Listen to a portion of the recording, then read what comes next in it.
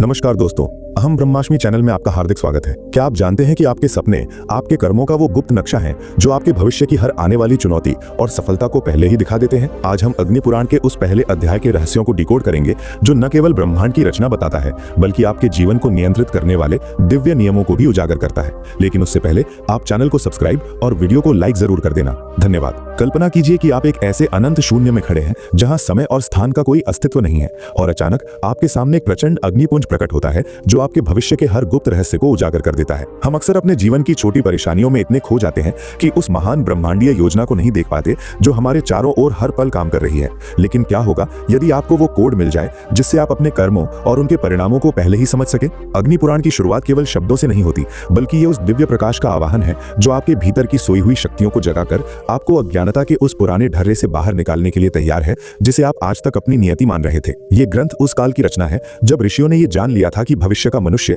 अपने वास्तविक स्वरूप को भूल जाएगा। इसलिए उन्होंने एक ऐसा मार्गदर्शन तंत्र तैयार किया जो अध्यात्म को विज्ञान की तरह प्रमाणित करता है। नैमिषारण्य के उस अति प्राचीन और ऊर्जावान वन की कल्पना करें जहां हजारों ऋषियों की सांसें एक ही जिज्ञासा में थमी हुई हैं कि इस संसार के दुखों और जन्म मृत्यु के चक्र से मुक्ति का सरलतम मार्ग क्या है। हवा में निरंतर गूंजते मंत्रों और पवित्र आहुतियों के बीच सूत गोस्वामी एक ऐसी कथा का आरंभ करने जा रहे हैं जो स्वयं अग्निदेव के मुख से निकली है और जिसका सीधा संबंध आपकी आज की मानसिक उलझनों से है। यहाँ संदर्भ यह है कि जब तक आप उस परम सत्य को नहीं जान लेते जिसे अग्नि पुराण में परा विद्या कहा गया है तब तक आप संसार के द्वंद्वों में वैसे ही भटकते रहेंगे जैसे कोई दिशाहीन मुसाफिर किसी गहरे घने जंगल में खो जाता है। आपके व्यक्तिगत दाव यहाँ बहुत ऊंचे हैं क्योंकि इस ज्ञान की प्राप्ति का अर्थ है अपने जीवन की बागडोर खुद के हाथों में लेना और उन अदृश्य ताकतों को समझना जो आपके सुख दुख का निर्धारण करती हैं। सूत गोस्वामी अपनी वाणी का जादू बिखेरते हुए उस दृश्य को जीवंत करते हैं जब स्वयं अग्निदेव महर्षि वशिष्ठ के सामने एक प्रज्वलित स्तंभ के रूप में प्रकट हुए थे जो साक्षात ज्ञान का विजुअल प्रतीक है। अग्नि की वे सुनहरी लपटें कोई साधारण आग नहीं थी बल्कि वे हजारों रहस्यों की किरणों का समूह थी जो इस ब्रह्मांड के बनने और बिगड़ने की पूरी प्रक्रिया को अपने भीतर समेटे हुए थी। यहाँ जिज्ञासा का वो बड़ा अंतराल क्यूरियोसिटी गैप पैदा होता है कि आखिर भगवान विष्णु ने अग्निदेव के माध्यम से ही इस विशिष्ट ज्ञान को संसार तक पहुंचाने का निर्णय क्यों लिया और इसमें ऐसी कौन सी शक्ति छिपी है। ये दृश्य हमें ये अनुभव कराता है कि जैसे आग लोहे को गलाकर उसे नया आकार दे देती है वैसे ही ये प्रथम अध्याय आपके पुराने विचारों को भस्म कर आपकी बुद्धि को एक नया और तेज स्वरूप प्रदान करने वाला है। अग्निदेव वशिष्ठ मुनि को समझाते हैं कि ज्ञान के दो स्वरूप हैं, परा और अपरा, और इन दोनों के बीच के सूक्ष्म अंतर को समझना ही सफलता की पहली सीढ़ी है जिसे हर जिज्ञासु को पार करना होता है। अपरा विद्या में हम दुनिया के तमाम विज्ञान, व्याकरण और तर्कशास्त्र को रखते हैं जो हमें भौतिक सुख तो दे सकते हैं लेकिन परा विद्या वो है जो हमें उस अविनाशी तत्व से जोड़ती है जिसे मृत्यु भी नहीं मिटा सकती। आपकी फ्रेमिंग यहाँ ये है कि आज तक जिस जानकारी के पीछे आप भाग रहे थे वो शायद केवल बाहरी आवरण था जबकि असली शक्ति उस आंतरिक बोध में है जो इस पुराण के हर श्लोक में कूटबद्ध है। ये बिंदु इस बात का प्रमाण है कि अग्नि पुराण केवल एक पौराणिक कथा नहीं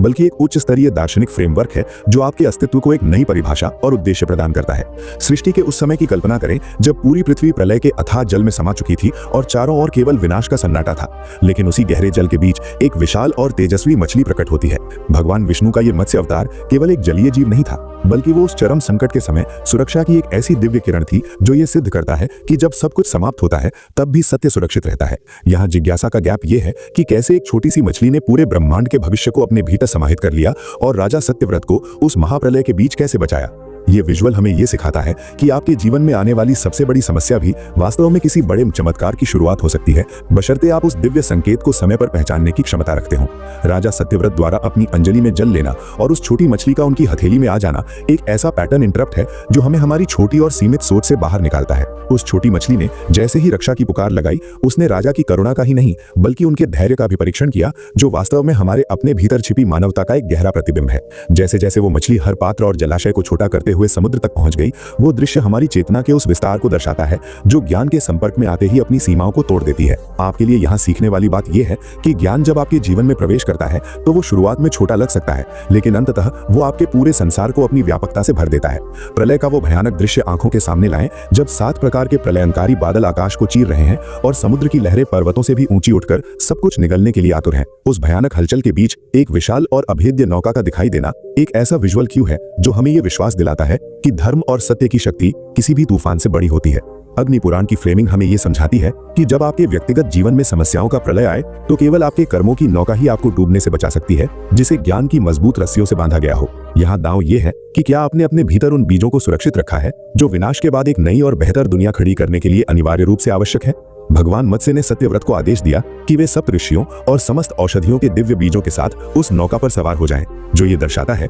कि भविष्य का निर्माण हमेशा वर्तमान की रक्षा से ही शुरू होता है। ये एक गहरा पैटर्न इंटरप्ट है, क्योंकि हम अक्सर भविष्य की चिंता में उन संसाधनों को भूल जाते हैं जो हमारे पास आज उपलब्ध हैं और जो हमें बड़े संकटों से बाहर निकाल सकते हैं। यहाँ जिज्ञासा ये होनी चाहिए कि वे सप्तऋषि और औषधियां वास्तव में हमारे मन की किन 7 चेतनाओं और किन मानसिक शक्तियों के प्रतीक हैं जो प्रलय जैसी स्थिति में भी हमें स्थिर रखती हैं। उस शांत नौका को भगवान के सींग से बंधा हुआ देखना सुरक्षा का वो परम प्रमाण है जो हमें ये एहसास कराता है कि समर्पण में ही असली शक्ति और विजय छिपी है। जैसे ही भगवान मत्स्य ने उस नौका को प्रलय के जल में खींचना शुरू किया, उन्होंने सत्यव्रत को वो आत्मज्ञान दिया जिसे मत्स्य पुराण का सार और अग्नि पुराण की आधारशिला माना जाता है। विजुअल के रूप में देखें तो एक तरफ समुद्र का तांडव है और दूसरी तरफ उस नौका पर पूर्ण शांति के साथ बहता हुआ वो दिव्य उपदेश जो समय और काल की सीमाओं को पूरी तरह से लांघ चुका है। ये विरोधाभास हमें ये सिखाता है कि असली स्थिरता बाहर की परिस्थितियों के शांत होने में नहीं, बल्कि उस आंतरिक बोध में है जो हमें किसी भी युद्ध के बीच में शांत और केंद्रित रखता है। आपकी फ्रेमिंग यहाँ ये है कि अग्नि पुराण का ये प्रथम अध्याय आपको वो मानसिक कवच प्रदान करता है जो आपके विचारों को बाहरी दबावों से मुक्त कर